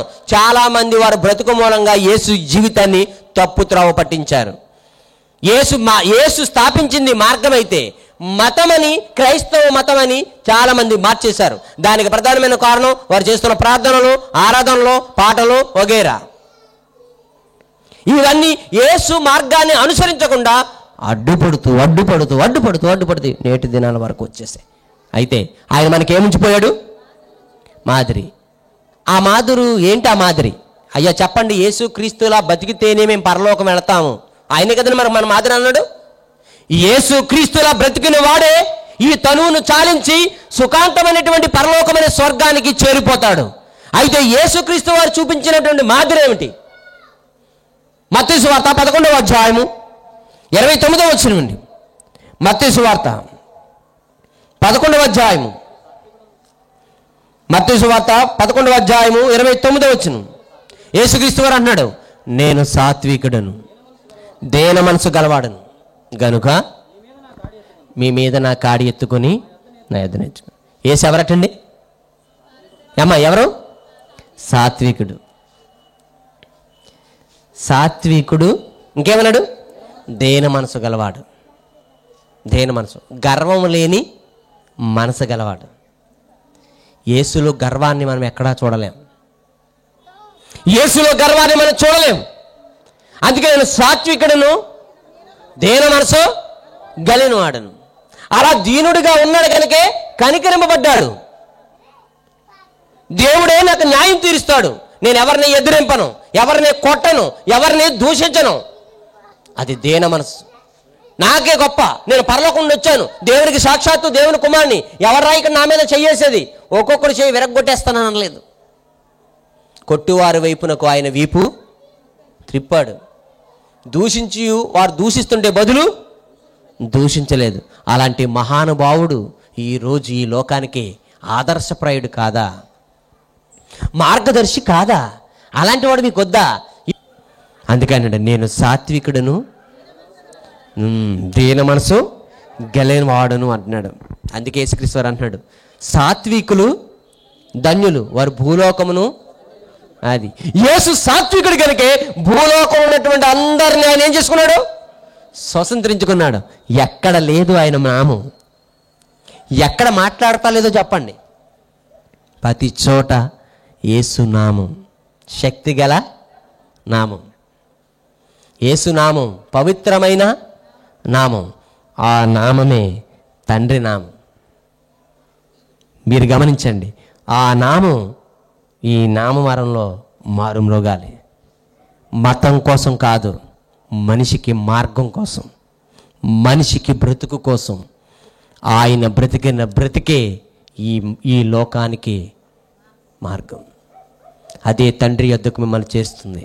అందుకే నేను సాత్వికుడును, దేన మనస్కరం. మీరు ఎలా ఉండాలని? క్రైస్తవులకు లేనిది సాత్వికము, దేన మనసు. ఈ గొర్రెలు కాదండి, గొర్రెపోతులు. సార్థక నామాలు కూడా పక్కదారి పట్టేసే, కొమ్ములు తిరిగిపోయే. క్రైస్తవుడికి ఎలా ఉండాలంటండి? ఎలా ఉండాలి? సాత్వికం కలిగి ఉండాలి. మోసే ఈ అరణ్యంలో తీసుకొచ్చి పాడేశావు. ఇక్కడ నీళ్లు లేవు, సరైన ఆహారం లేదు, సరైన లైటింగ్ లేదు, పడుకోవడానికి సరైన పరుపు లేదు. మమ్మల్ని దిక్కుమానం అనుకున్నావా? మేము ఐగుప్తులో ఏం చేసామో తెలుసా? బాబు ఏం చేశారు బాబు? సద్దాం హుస్సేన్ లాగా బంగారు బాత్రూమ్లు ఉన్నాయి మీకు? గడాఫీలాగా మంచి డబల్ కాట మంచం వేసుకున్నారా? గాలి జనార్దన్లాగా బంగారు గిన్నెలో భోంచేశారా? వెండి గ్లాసులో నీళ్లు తాగారా? మట్టి బిసుక్కుని డిగ్రీ చేసుకున్నారు. మీ బతుకు ఎవడో తెలీదు. చాలామంది నేనేటో తెలుసా, ఏడు బాబు నీ బతుకేటి ఏంటి చెప్పు, చెప్పండి. ఇక్కడ ఎవరైనా చేతి మా తాతలు ఏదన్నారు, మా మూతులు వస్తుంది చూడండి. ఏమండి మా తాతలు ఎంత గదించారు, మా మామలు ఎంత తెచ్చాయి కట్నంగా, చెప్పకండి కథలో. ఆడ తెచ్చుకుని మాత్రం ఉంచుకున్నారు, ఇటు పోయలేదు ఇటు వాళ్ళు. నువ్వు మాత్రం ఉంచుకుని ఉంటావు, ఇటు నువ్వు పోతావు. అన్నీ అలాగే ఉంటాయి. భూమి ఒకటే స్థిరంగా ఉంది, మనుషులందరూ అస్థిరులు అని రాస్తుంది బైబిల్లో. నువ్వు అక్కడవే దేశదమ్మరి అయిపోయారో పోతావు. అయ్యేదో సంపాదించారు, ఇయ్యే అని చెప్పారు, నాకు 2 జోడు మేళ్ళు ఉన్నాయి, లేకపోతే నాకు 2 ఎకరాల పొలం ఉంది, లేదా 10 గాజులు బంగారం ఉంది. అన్నిటికీ చెదలబెట్టేసే కాలం వచ్చింది కదా మోడీ రూపంలో. ఏమండి అన్ని లెక్కలు చెప్పాలంటే బంగారానికి 7 చేస్తున్నారు. అయ్యి బాబో, మా తరతరం నుంచి 7 వారాలు మా అమ్మమ్మ ఇచ్చింది, దానికి ఎక్కడున్నాయి అసలు రసీదులే లేవని. పాపం అనేటువంటి గుంటలో పడిపోయి పాపం అనే బురద పట్టుకుని నువ్వేటి చెప్తావు? ఐగుప్తు నుంచి గొప్పగా బతికొచ్చారు మీరు. నేను వచ్చినప్పుడు మీ బతికెట్టు నాకు తెలీదా అన్నాడు మోసే. నేను వచ్చినప్పుడు మీ బతికెట్టు తెలీదా? కానీ పాపం సాత్వికుడు కనుక ఆ మాట కూడా అనలేదండి. అదే ఈనాటి భాషను అలాంటి వాళ్ళం అయితే ఏంటి నీ బతికెట్టు మాకు తెలీదా? బాప్తిసం తీసుకోకముందు నీ జీవితం ఏంటో తెలుసా అన్నాను. కానీ మోసే అనలేదు. మోసే అనగానే ఎస్ బాస్, ఇటు వాళ్ళ బాస్ అంటే వెనకే. నీళ్ళు కావాలి ఇచ్చాడు, ఆహారం కావాలి ఇచ్చాడు. రాత్రి ఏమన్నా అరణ్యంలో కుట్టేస్తుందేమో, ఏ పామో జర్రో తేలో అనుకుంటే అగ్నిస్తంభంలో దేవుడు ఉన్నాడు. పగలంతా ఎండ కలిసిపోతారేమో మేఘస్తంభంలో సూర్యుడికి ఒక మేఘం అడ్డొస్తూ ఆ నీడలో నడుచుకుంటూ పోయేవారట. ఇలాంటి వారి మధ్య నలిగిపోయి అనేక సంవత్సరాలు బాధ అనుభవించి వాళ్ళ మధ్య కనుమరుగైపోయినటువంటి ఒక మోసే సాత్వికుడు. అంతమందిని భరించాడు, అన్ని అవమానాలు భరించాడు. అందులో పక్క విశ్వాసం ఏదనంటే కాసేపటి దాకా మాట్లాడదావిడి ఇలా మొహం పెట్టుకుంటుంది.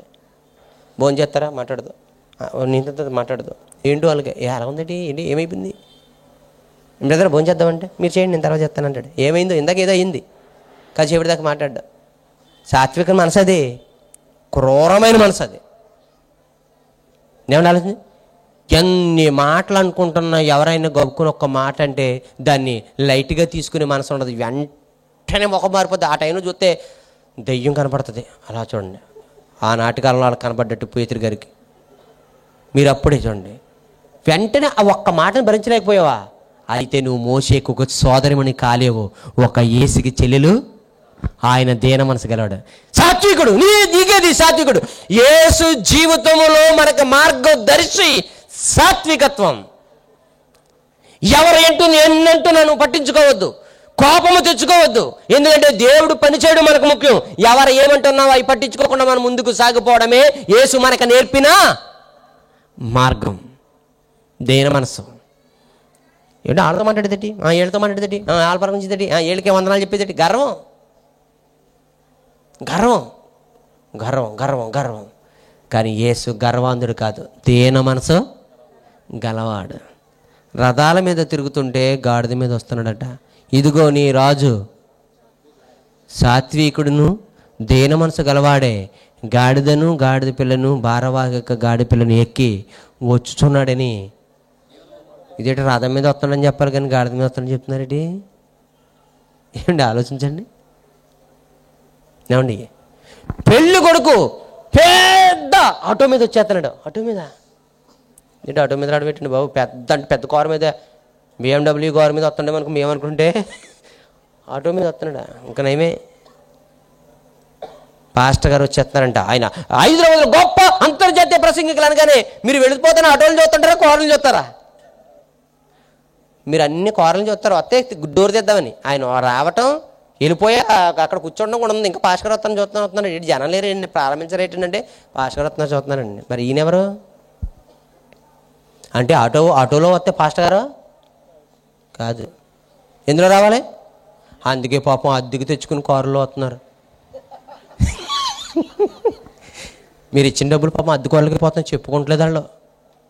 వాళ్ళకే పరిస్థితి కావాలి కానీ డబ్బులు పోవడం అనేది ఇక్కడ గొప్ప సంగతే కానీ కాదు. కనుక మీరు ఇచ్చిన సందా దిగిపోయాయి, డ్రైవర్ చేతులు పెట్టేసి వెళ్ళిపోతున్నాడంట. ఏమంటే ఏమండి ఇంత డబ్బులు మరి ఇంట్లోకి లేకుండా ఇది బాధ ఎందుకంటే నేను కారులో వెళ్ళకపోతే వాళ్ళు పట్టించుకోరండి. అద్దెకి తెచ్చుకున్న కోట్లు కూడా ఉన్నాయి, మీకు తెలీదు. ఈ ప్రపంచంలో మనిషిని ఇలా చూస్తారా? అందుకేనేమో యేసుని ఈ లోకం గుర్తుపట్టలేదు. ఎలా? పిలుపులు రాసిన పత్రిక చివరిగా 2వ అధ్యాయము 7-8. పిలుపులకు రాసిన పత్రిక 2వ అధ్యాయం 7-8. యేసు మనుషుడు పోలుకుగా పుట్టి దాసుడు స్వరూపం ధరించుకొని తగ్గించుకున్నవాడు అనుకుంటే ఈ లోకానికి లోకం అండి. తగ్గింపు స్వభావం కలిగిన వాడిని పట్టించుకోరు. ఎందుకంటే పాస్టర్ గారు అంటే ఎప్పుడు చూసినా ఏంటి ఏమంటున్నారు ఈరోజు ఇది అనుకోండి అది ఉండండి ఏంటి ప్రార్థన పిలిచారు కదా, ఏం పంపిస్తున్నారు? Car పంపిస్తున్నారా, auto పంపిస్తున్నారా? గడగడలాడిచ్చేస్తున్నారు పాస్టర్లు. ఏంటి లాడ్జి తీసారా, హోటల్ తీసారా, షూట్ రూమ్ తీసారా, మామూలు లగ్జరీ రూమ్ తీసారా, డీలక్స్ తీసారా, ఏం తీశారు? ఎంత ఇస్తున్నారు కానుక? 1000 రూపాయలు. 1000 రూపాయలు అని చెప్పితే కానుకరావు 10,000 ఉండి. అలాంటికి గడగడగడలాడిచ్చేస్తున్నారు. విశ్వాసులు అలాంటివి మారిపోయారు. ఈ నెల వచ్చాడంట దాసుడు స్వరూపం ధరించుకుని. దాసుడుగా వచ్చాడందుకే పట్టించుకోలేదండి. అందుకే భోజనానికి పిలిచి కాళ్ళకి నీళ్ళు ఇవ్వలేదట. ఎంత అవమానమో చూడండి. ఆయనకి భోజనానికి పిలిచాడు, కాళ్ళగడు కూడా నీళ్ళు ఇవ్వద్దు. అంత చీప్. ఆయన తగ్గించుకున్నాడని నువ్వు ఇంకా తగ్గిస్తావా? ఏమండి తగ్గించుకున్నామని చూస్తుంటే ఇంకా తగ్గిస్తారు. కాళ్ళకి నీళ్ళు ఇవ్వలేదట, తలకు నూనె పెట్టలేదట, కనీసం ముద్దు పెట్టుకోలేదట. ఇంతలో కావిడొచ్చింది, ఆమె పాపపు స్త్రీయే, పాపం చేసేదే. ఆయన యేసు పాదాల మీద పడి ముద్దు పెట్టుకుని ఏడ్చి ఆ కన్నీళ్ళని తలతో తుడిచి ఆ తెచ్చుకున్న అత్తరును పగలగొట్టి పాదాల మీద పోసిందంటే అర్థం చేసుకోండి. నువ్వు ఆయన తగ్గించానని నువ్వు అనుకున్నావు, కానీ ఆవిడ ద్వారా దేవుడు ఆయన్ని హెచ్చించాడు. ఇది మీరు అర్థం చేసుకోండి. మీరు ఎదుటివాడిని తగ్గించి గర్వంగా చిన్న చూపు చూస్తే దేవుడు అతన్ని హెచ్చిస్తాడు తప్ప తగ్గించడం ఏమనుకుంటున్నారో మీరు? అందుకే దాసుని స్వరూపం ధరించుకుని తన్ను తానే రిక్తునిగా చేసుకునేను. మరియు ఆయన ఆకారమందు మనుషుడిగా కనబడి మరణము పొందినంతగా, అనగా శిలువ మరణం పొందినంతగా విధేయత నేర్చుకున్నాడు. ఏమండి తగ్గించుకున్నాడు. ఈ లోకానికి వచ్చిన యేసుక్రీస్తు వారు నేర్పేది ఏంటో తెలుసా? తగ్గింపు స్వభావం. పశువుల పాకలో ఉండడం అనేది తగ్గింపు స్వభావానికి మాదిరి కాదు. ఆయన ఈ లోకంలో శిలువ మరణం పొంది ఆయనకి అధికారం ఉంది, ఆయన చేతుల అధికారం ఉంది. కానీ అధికారాన్ని ఉపయోగించుకోకుండా సిలువ వేస్తుంటే, కొడుతుంటే, తిడుతుంటే అన్నీ భరించి శిరసావించాడు. కారణం, మీకు పరలోకం వెళ్ళే దారి చూపించారంటే ఈ ముళ్ళు గుచ్చుకోక తప్పదు, ఈ రాళ్ళు గుచ్చుకోక తప్పదు, ఈ దెబ్బల పడక తప్పదు. ఇవన్నీ భరించుకుంటూ పోతే యేసు చూపించిన మార్గం అదే అని తెలిసింది ప్రపంచానికి. అందుకే క్రీస్తు మిగిలిపోయిన వాటిల్లో నా శరీరం ముందు వహించుకుంటున్నానని అపోస్తలుడైన పౌలు చెప్పాడు. కనుక అందరము కూడా వెళ్ళవలసింది క్రీస్తు యొక్క మార్గంలోనే. క్రీస్తు జీవితం ఈ లోకంలో సాత్వికాన్ని నేర్పుతుంది, దేన మనసును నేర్పుతుంది, తగ్గింపు స్వభావాన్ని నేర్పుతుంది. ఇలాంటి ఆయన ఈ లోకానికి వద్దా చెప్పండి? తుపాకిచ్చి కాల్చేయమన్నాడా? కత్తిచ్చి నరకమన్నాడా? నీ భార్యకు అన్యాయం చేసి 10 మందిని పెట్టుకోమని చెప్పాడా? పిల్లలకు అన్యాయం చేసి తెచ్చుకోలేదు నువ్వు తినేమని చెప్పాడా? ఏం చెప్పాడు చెప్పండి? ఏం చెప్పాడని యేసుక్రీస్తు వారు ఈ లోకానికి ఒక ఉగ్రవాదిలా కనబడుతున్నాడు. ఒక మత సాందస్వత మతం అనుకొచ్చిన వాళ్ళేం నోరు ఎత్తనలేదు. ఎవర్రా మతం అన్నాడు? ఇది మతం కాదు, ఓ మనిషికి మంచి మార్గం అన్నాడు. మార్గాన్ని మార్గంగానే ఉంచండి, దీన్ని మతంలో కలపొద్దన్నారు. డాక్టర్ బిఆర్ అంబేద్కర్ వచ్చాడు. వచ్చిన తర్వాత అక్కడ ఉన్నటువంటి వారు అందరూ వచ్చారంట. అయ్యా డాక్టర్ అంబేద్కర్, మీరు మా మతంలో చేరాలి, మీకు ఫాలోయింగ్ ఎక్కువ ఉంది, బాగుంది, మా మతంలో చేరండి. క్రిస్టియానిటీ వచ్చారు, దానికి మీకు మంచి బైబిల్ ఇస్తానంటే. ఏ బైబిల్ ఇస్తారా? కింగ్ జేమ్స్ వర్షన్ ఇస్తారా? అది ఇస్తారా? ఇది ఇస్తారా? అందులో ఇది ఉంది, ఇందులో ఇది ఉందని ఇవన్నీ చెప్పేటప్పటికి ఆ ఇద్దరు ఇంగ్లీష్ వాళ్ళు నిలబడిపోయి, మీకు ఎంత పరిజ్ఞానం ఎక్కడి నుంచి వచ్చింది అని అడిగారు. అంటే ఈడు బైబిల్ ఇస్తానన్నాడే కానీ బైబిల్లో ఉన్న క్రీస్తు తత్వాన్ని వాళ్ళిద్దరూ చూపించలేకపోయారు. తర్వాత మరొకరు వచ్చారు. అందరూ వచ్చిన అందరి నోటి మాట మా మతంలో చేరండి. అతనికి నచ్చలేదట ఆ మాట. అందుకే బౌద్ధాన్ని స్వీకరించాడు.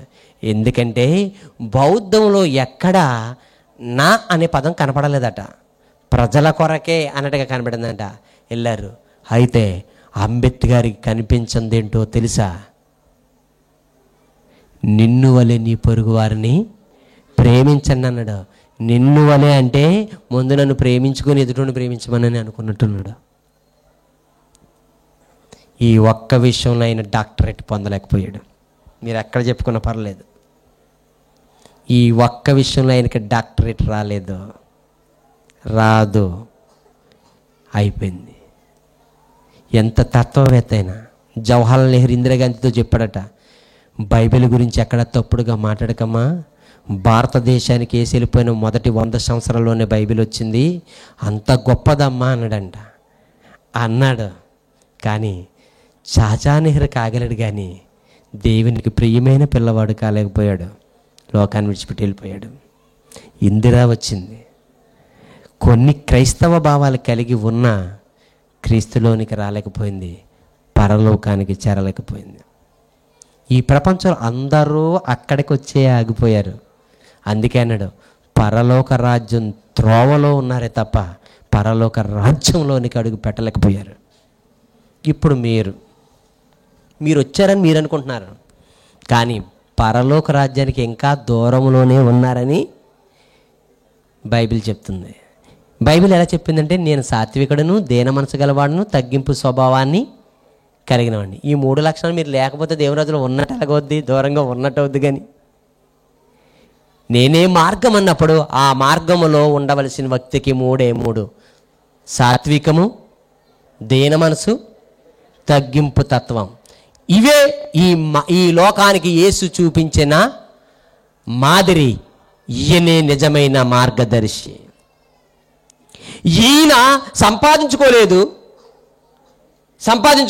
కానీ దిగంబరిగా వచ్చాను, దిగంబరిగా వెళ్ళిపోతున్నాను, నా శరీరాన్ని విడిచిపెట్టి వెళ్ళిపోతానన్న మాటను మార్చాడు మహానుభావుడు. ఏ శరీరాన్ని అయితే వదిలేశానన్నాడో అదే శరీరాన్ని తీసుకుని వచ్చి 40 రోజులు భూమి మీద నిలబడి ప్రజలకి సాక్ష్యం చెప్పాడు. సాక్ష్యం చెప్పడం కాదు, సాక్ష్యంగా చూపాడు. ఇప్పుడు చెప్పండి, అందరం మరణం దగ్గర ఆగిపోతే మరణాన్ని జయించి వచ్చి భూమి మీద నిలిచి తండ్రి యొద్దకు వెళ్ళి మరలా వస్తానన్న వారిలో ఎవరున్నారు మార్గదర్శి? అనిల్ అంబానియా, ముఖేష్ అంబానియా?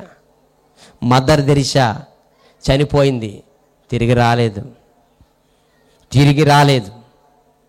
సద్దాం హుసేన్ తిరిగి రాలేదు. జవహర్లాల్ నెహ్రూ తిరిగి రాలేదు. ఏపీజే అబ్దుల్ కలాం తిరిగి రాలేదు. జయలలిత రాలేదు, రారు కూడా. అయితే మరణాన్ని జయించి మరలా భూమి మీద నిలిచి అనేక మందికి తను తాను అర్పించి చూపించాడు. చివరి వచనం తిమోతికి రాసిన పత్రిక. ఎంత అద్భుతమైనటువంటి గర్వం, ఎంత అతిశయంతో మాట్లాడుకోవచ్చు. మొదటి తిమోతి 3వ అధ్యాయము 16వ వచనం. మొదటి తిమోతి 3వ అధ్యాయం 16వ వచనం.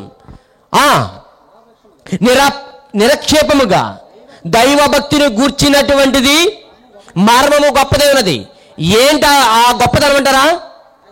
ఆయన సశరీరుడిగా ప్రత్యక్షమయ్యాడు. ఆత్మ విషయమై నీతిపరుడు అని తీర్పు పొందాడు దేవుని చేత. 3 దేవదూతలకు కనపడ్డాడు. 4 రక్షకుడుగా జనములలో ప్రకటింపబడ్డాడు. 5 లోకమందు నమ్మబడ్డాడు. 6 ఆరోహణుడై తేజోమయుడైన. సరిపోదా మీకు ఇది? ఎంతకంటే మార్గదర్శి ఎవరుంటారు చెప్పండి? డబ్బు సంపాదించుకున్నాడు, వదిలేశాడు. అతనికి అది మార్గదర్శి కాదు. పదవిని వదిలేశాడు, మార్గదర్శి కాదు. అన్నీ వదిలేశాడు. కానీ యేసు చనిపోయి తిరిగి లేచి సంపాదించుకుంది ఏంటో తెలుసా? ఆయన సశరీరుడిగా ప్రత్యక్షమయ్యాడు. 2 ఆత్మ విషయమే ధీరుడని నీతిపరుడని తీర్పు పొందాడు. 3 దేవదూతలు కనబడ్డాడు. 4 రక్షకుడని ప్రజల్లో ప్రకటింపడ్డాడు. 5 లోకమందు నమ్మబడ్డాడు. 6 ఆరోహణుడై తేజోమయుడయ్యను. సరిపోదా మార్గం? నాకైతే ఈయనే మార్గదర్శి. బ్రతుకును మార్చుకోవాలి. ఎలా మారాలన్నా? సాత్వికుడుగా మారు, దీన మనసు కలిగిన మారు, ఇంకా తగ్గింపు స్వభావం కలిగిన వాడుగా మారు. అప్పుడు క్రీస్తు నీలో నివసిస్తాడు. ప్రపంచం నీలో క్రీస్తును చూస్తుంది. ఆయన తిమోతి రాసిన పత్రికలో చెప్పినట్టుగా సశరీరుడిగా ప్రత్యక్షుడయ్యని. ఇంతకుముందు ఎలా కనబడ్డాడు? పాప శరీరాకారంతో ప్రత్యక్షమయ్యాడు. ఇప్పుడు ఎలా ప్రత్యక్షమయ్యాడట? సశరీరుడు, పాపము లేదు, సశరీరుడిగా ప్రత్యక్షమయ్యాడు. అంటే ఆదాము నుండి వచ్చినటువంటి ఆ పాపము చేయగలిగే నియమం ఇంకా శరీరంలో లేదు. సశరీరుడిగా ప్రత్యక్షమయ్యాడు. ఆత్మ విషయములో నీతిపరుడు అని తీర్పు పొందాడు. దేవదూతలకు కనబడ్డాడు. రక్షకుడని జనములలో ప్రకటింపడ్డాడు. లోకమందు నమ్మబడ్డాడు. ఆరోహణుడై సమీపింపరాని తేజస్సులో దేవుడు మాత్రమే నివసించుచు అమరత్వం గలవాడై ఉన్నాడని ఎవరి గురించి అయితే రాసామో ఆ తేజోమయుడైన క్రీస్తు, ఆ తేజోమయుడైన తండ్రి యొక్క కుడి పార్శ్వమందు ఆసీనుడై ఉన్నాడు. ఆయన కూడా సమీపింపరాని తేజస్సులో ఆ తండ్రి పక్కన నివసించచ్చు. ఆయన కూడా ఏమై ఉన్నాడు? అమరత్వం గలవాడై ఉన్నాడు. ఆయనే రేపు ఆ తేజో మహిమతో అగ్ని జ్వాలలో రెండోసారి.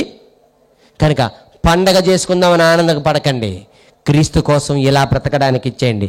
అందుకే ఇదే సాత్వికుడుగా బ్రతకడం, దీన మనసుగా కలిగి బ్రతకడం, తగ్గింపు జీవితాన్ని కలిగి జీవించడం. ఇదే మనిషికి తెలియని బ్రతుకు. ఇది నీకు క్రీస్తు నేర్పిన బ్రతుకు. ఇలా నేర్చుకున్నవాడే పరలోకానికి అర్హుడు.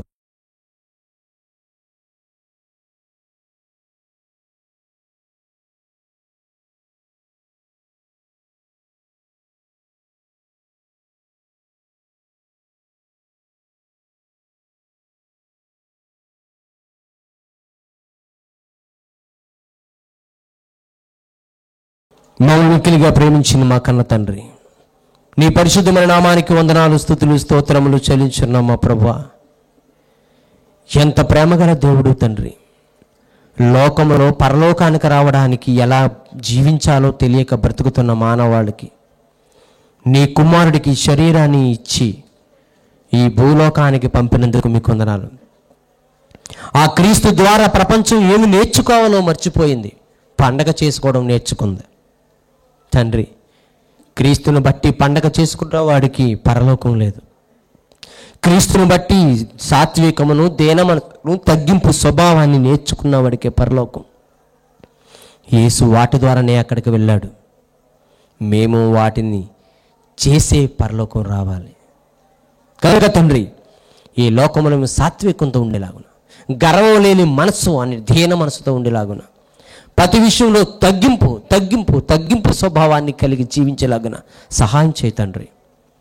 ఈ లోకములో నీ కుమారుడు ద్వారా మీరు స్థాపించింది మతం కాదు, మార్గం. పరలోకం ఎలా రావాలో మనిషికి నేర్పాలని నీ కుమారుని పంపించారు. చీకట్లో ఉన్నవారు గొప్ప వెలుగును చూశారు. నేను ఈ లోకములో ఉన్నప్పుడు ఈ లోకమునకు నేను వెలుగుని అన్నాడు. ఆ వెలుగు ప్రతి మనిషి మీద ప్రకాశించింది. లోకంలోనికి వచ్చింది, ప్రతి మనిషిని వెలిగించింది. వెలుగుతున్న ప్రతి వాడిని వెలిగించాలి, తన పొరుగు వాడిని వెలిగించాలని ఒకే ఒక ఉద్దేశం. కానీ ఈ మనుషులు మర్చిపోయారు. క్రీస్తు చెప్పిన మాటను మతం అన్నారు, ఆయన పుట్టుకను పండగ చేశారు. తండ్రి, ఈ మనుషుల అజ్ఞానాన్ని పారదోలండి. ఈ మనుషులందరూ తమ తగ్గింపు స్వభావంతో క్రీస్తు పాదాల చెంతకు చేరిపోయే కృప చూపించే. ఆయన మనిషిగా పుట్టి దాసుని స్వరూపం ధరించుకుని రిక్తునిగా చేసుకున్నాడు. సిలువ మరణం పొందినంతగా తాను తగ్గించుకున్నాడు. అట్టి తగ్గింపు స్వభావాన్ని మా అందరికీ ప్రసాదించండి. ఇక్కడికి వచ్చిన ప్రతి బిడ్డని పేరున దీవించండి. వారికి ఉన్న అక్కర్ల అవసరతను తీర్చండి. అనారోగ్యుల బిడ్డలకి మంచి ఆరోగ్యము దయచేయండి. నాయనా, ఈ యొక్క కార్యక్రమం కొరకు ఆర్థికంగా సహాయం చేసిన ప్రతి ఒక్క బిడ్డని పేరున దీవించండి. నాయనా, మరి ఈ యొక్క బిడ్డలు అందరు కుటుంబంలోనూ మేలుకరమైన జీవితాన్ని ప్రసాదించండి. ఎవరికైతే అనారోగ్యం సంపూర్ణ ఆరోగ్యమును స్వస్థతను దయచేయండి. క్రీస్తు యొక్క రాకడ కొరకు వారి హృదయాలను ఆయుత్తపరిచి ప్రభువా వారి కుటుంబంలో సమాధానము దయచేయండి. నాయనా, మరి ఇక్కడకున్న కుటుంబ సభ్యులందరూ కూడా ఎంతో సహాయ సహకారాలు అందిస్తున్నారు. వారందరూ చిన్న వారి యొక్క మేనమామలు వారందరినీ కూడా దీవించి వారి కుటుంబాన్ని సంరక్షించండి. నాయనా, వారు కూడా ప్రతి వారం కూడా ఎంతో సహాయ సహకారాలు అందిస్తున్నారు. నీ కృప చూపించి ఇంకా అనేక మంది ప్రాంతాలలో నీ సువార్తను ప్రకటిస్తూ క్రీస్తు వచ్చినప్పుడు ఆయన ముందు నిలబడగలిగే ధైర్యాన్ని మా అందరికీ ప్రసాదించి అందరినీ దీవించి క్షేమంగా వారి గృహాలకి పంపమని యేసు వారి పరిశుద్ధ నామమున ఈ ప్రార్థన అడిగి వేడుకొంచున్నాము తండ్రి. ఆమేన్. తండ్రి దేవుని ప్రేమ, కుమారుని యేసు క్రీస్తు వారి కృప, పరిశుద్ధాత్మన్యం సహవాసం మనందరిపై సదాకాలము తోడుగుండి నడిపించును గాక. ఆమేన్.